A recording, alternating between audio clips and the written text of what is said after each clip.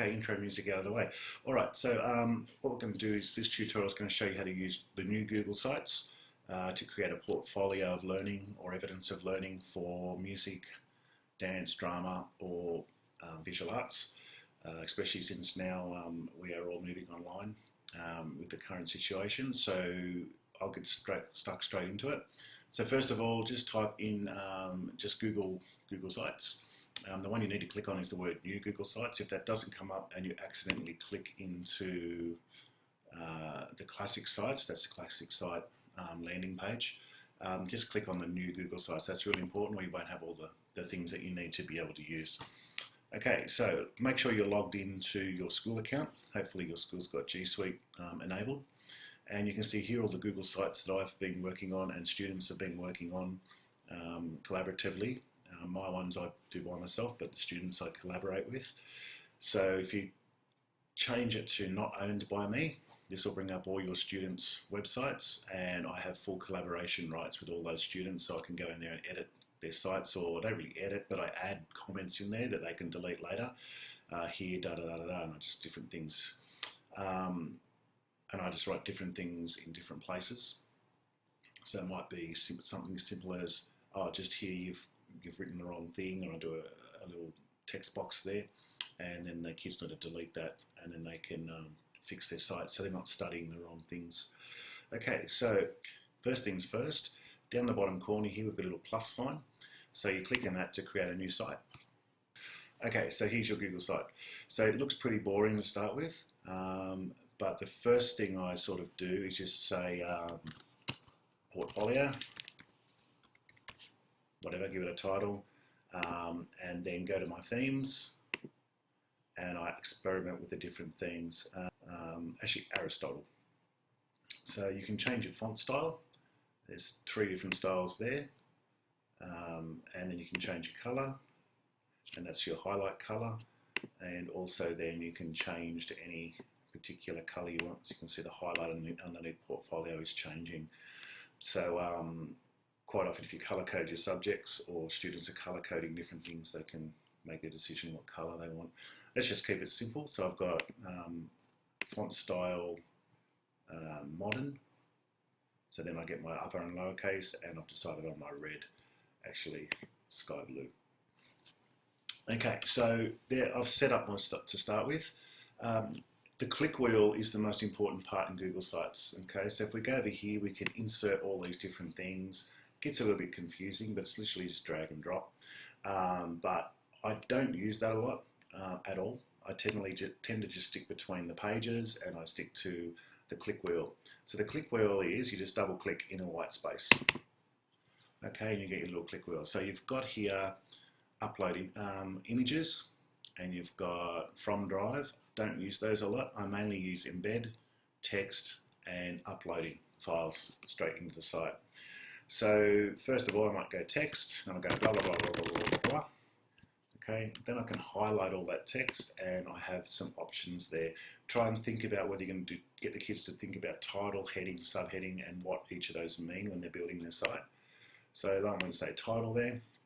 It's a bit, then I'll just put some normal text underneath.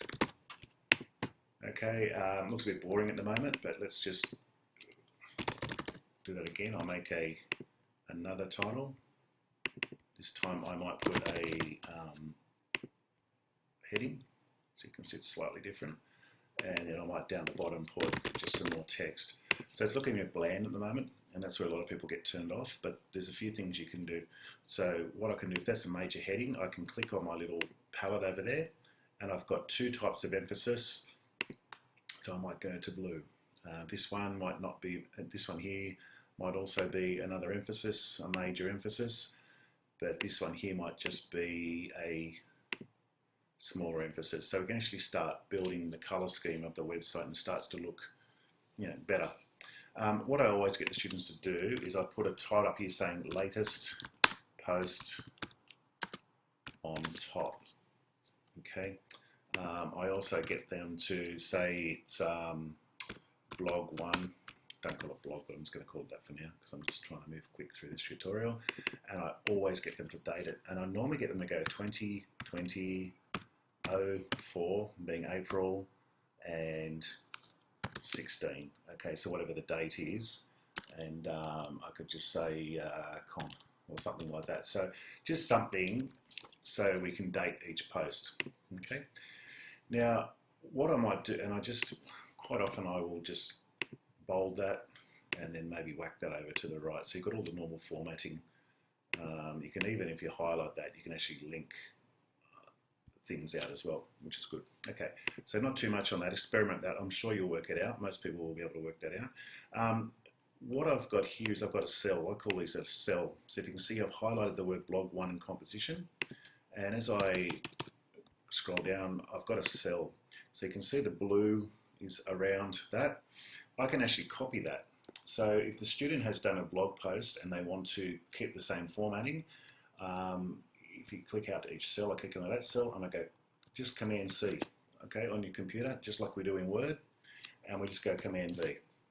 Okay, so you can see there now that we've got an exact copy, and then what I would get the students to do, I can drag those cells up and down. I can say, oh, I didn't like that one, I can delete it.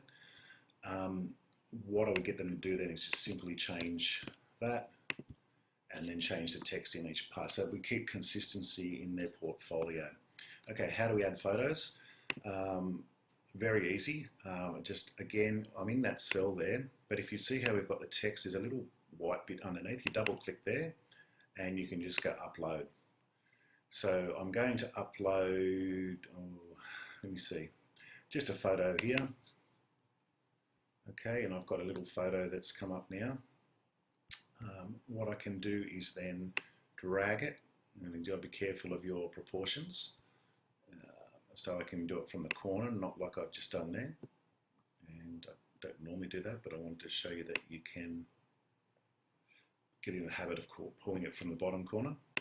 And then I can move that wherever I like, okay, into different parts. So photos are easy. Kids take photos of their work, chuck it straight in. If they want to change the columns as well, you can see here when I move it, when I simply move it, I can make the columns.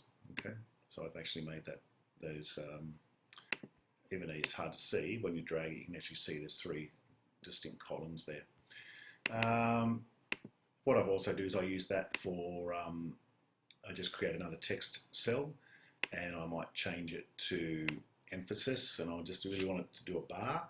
So what I can, like a divider, so I can go down to image and I can go to upload an image for the divider, or I can just go select. Quite often I just use select because I'm just building these sites quickly and kids, and I just say that gold one I use a lot, and I just click it, and then I've got a divider. Okay, but you can have little dividers yourself. Just Google dividers and you can put a divider in there quite easily.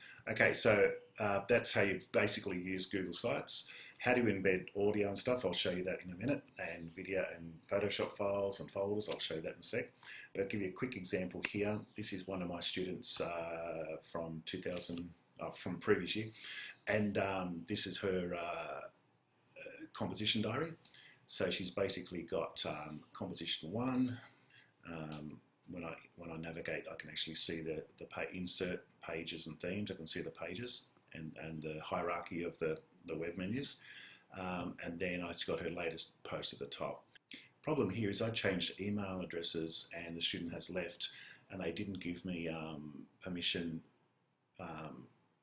or they didn't have anyone with the link has permission. So make sure that kids set the files to anyone with the link before they embed their file, or you might be locked out from those files. I've got to go back into the ICT admin and ask them to go and unlock all that, which is a real pain. Okay, so make sure that as they do it, teach the kids how to do it, and that's what I'm going to show you now how to do. So, but you can see there, just very simple. Tell the kids not to go too much effort.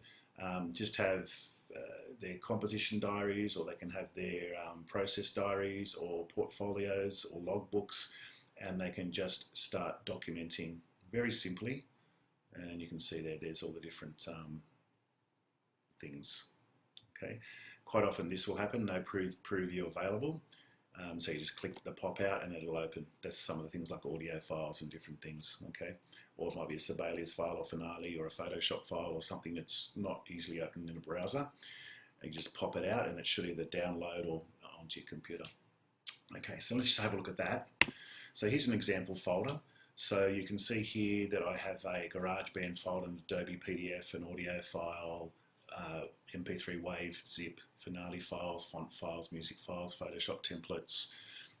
What I can do is I can go to my folder in my drive. Don't use shared drive. Okay, you must use your My Drive because shared drive doesn't work the same way. So you just go your normal My Drive. Then I just go share. That's what the kids need to do. They can share a whole folder, and you can then go to advanced and just change that to anyone with link can view. Don't change it to edit because they can delete things. Okay, just simply it can view. Okay, now anyone with a link can view, and I just simply copy that, which I think is already in the clipboard. Okay, so I've got the folder. So the first thing I'm going to show you how is to upload a folder. So we've got our sample site here somewhere. There it is. All I'm simply going to do is use the embed option on the click wheel. So I double click and I go to the word embed on the left hand side and I just paste the link, but make sure that the paste is shared properly. Okay, insert it. It does take a while to think about it. And some music there. Okay, and then you can see that will embed beautifully into the website. For the individual files, so say I want that, but I want an audio file on the side there that plays, or a what are the ones that play in that audio file is quite often, or a PDF file. We go back in there and I just simply grab the individual link for that file. So get shareable link, because I've already shared the whole folder, so I don't have to do anything else. Just say get shareable link. Where are we? Just go back to that site, and now you can see here that it's sort of given me space on the site. So I'm going to double click, go to my embed, and just paste the audio. All right, and again, Google handles this in a strange way, but it's the only way you can do it. Okay, so you've got a little box there. Now, say I want, see my formatting's a bit funny, I want that as a separate file all the way along the bottom.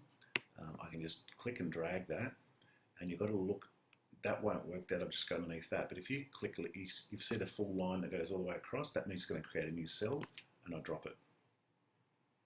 Okay, so now I've got a full cell, and as I said before, I might want to drag that all the way across, just for so the person looking at the portfolio. Again, this always takes a little bit longer, and I might don't go too far because you lose the nice embed options. You'll come across that. It just means that you've done it too far. I always double click, hit text, and I paste in the file, and highlight it, and then just simply click the word insert link, and Google Sites will create that link for you. Okay, so then all of a sudden we have a nice, if that audio file does play up, they can simply click on that file individually.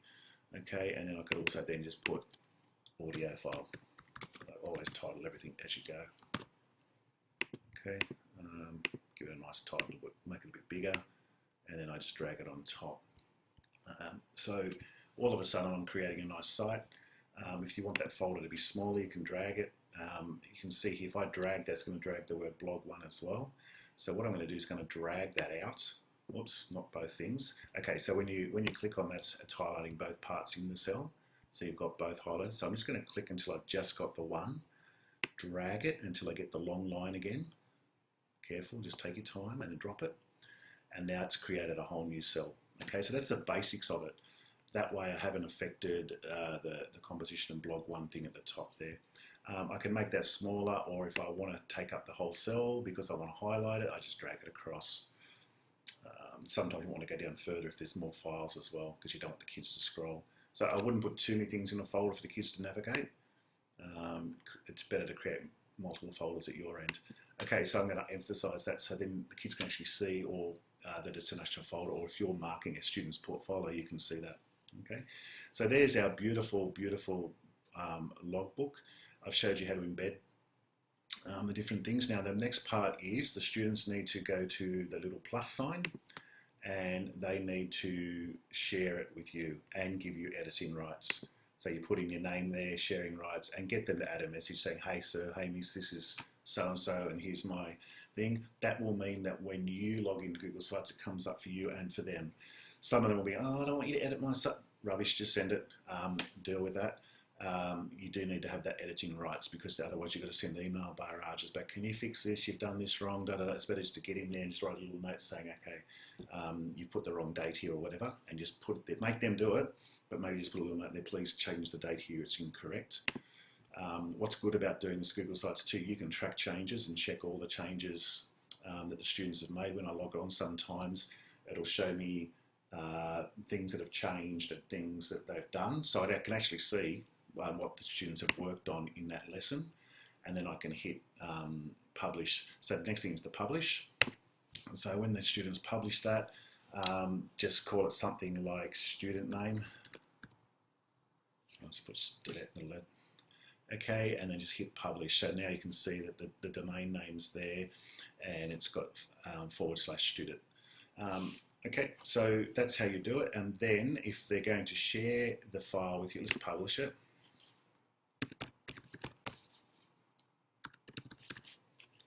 Okay, so student tester, I've published it. So what that means now is it's a published site that we can look at the edit side and we can look at the view side. So see here now in publish, we've actually got another thing here that we can, a little arrow, a drop down, and we can go to view. You can also unpublish it, and that doesn't mean it deletes the site, just stops it from being viewable by other people. So we just go to view publish site, and this is the site then that the students can share with other students, or if we need to send it off to NESA, that they can just simply send that link.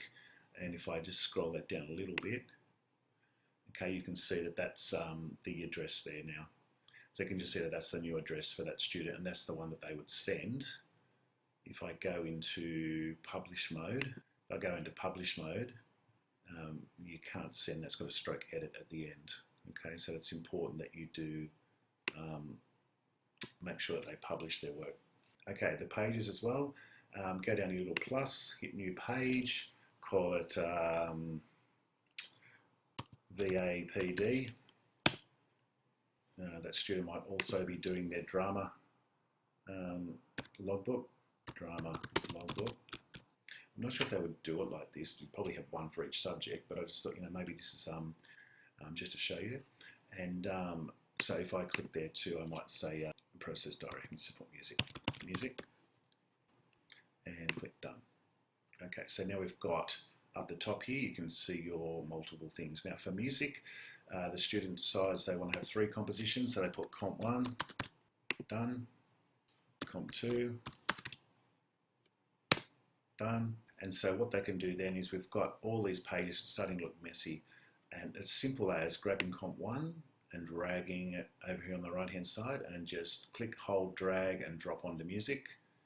Same thing, click number 2, click, drop, drag, and it creates a sub menu. So if you click up here now, you've got the 2 compositions, and then you can do even more sub menus as you go through. Okay, so that's the one where you set up your different navigating pages. If you also look over here, they can put a site name. Make sure they put student name, that'll show up on the website. Up here that doesn't, so they can actually say, what I get the students to do is to say year 9 and then student. So when I'm looking at my end, they actually help me. So that's more for the teacher, this one's more for the student. You've got options on the side there as well. You can change your colour to the top to black, okay, or white or transparent. Minimum things, but we don't want them to go in too much effort on too much of the fanciness. I've seen some students' works, websites that are just phenomenal. See if I can go and find them now. Okay, so here's an example of a student in year 11 that's working on their personal online logbook, and for music. And if you can see here, the students actually created quite a nice site and edited all the photos as well. So when you go over into those little options there, as I said, you can add your own images into anything. So you can see here that the student is creating quite, you can put emojis in as well, which are cool, and starting to build up their site quite well. Okay, it does put the mores on the side too, which is a bit painful sometimes. So get the kids maybe to have smaller titles for each page. Okay, so I think that's it. you can see actually the students in there right now working on it. It's fantastic. All right, so back to our site. There's our site, a really good way to document students' learning in a very simple, easy way, all linked in with the G Suite. And that's it. So at this point, I think it's just time for coffee.